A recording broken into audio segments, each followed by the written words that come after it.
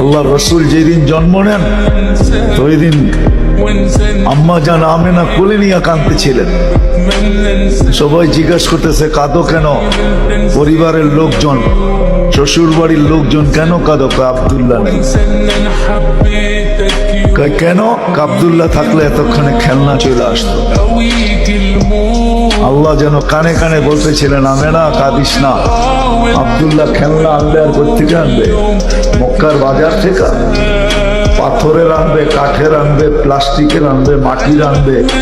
সূর্য ডুবতে দে, চাঁদকে খেলনা বানায় পাঠায় দিবে। আর ঘটছেও তাই।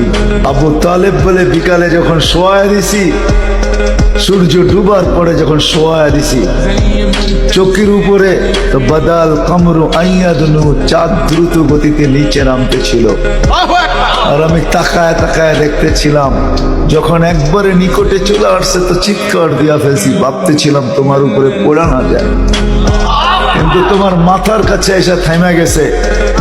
তুমি হাত পাও নাড়াচাড়া করতেছিল আর চাঁদ উপরে ডান্স করতেছিল।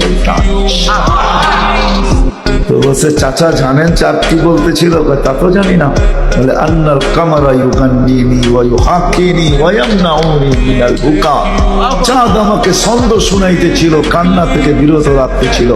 আমি যেন না কাঁদি, কাঁদলে আম্মার কষ্ট হবে। আল্লাহ চাঁদকে আমার সাথে খেলার জন্য খেলনা বানায় পাঠায়।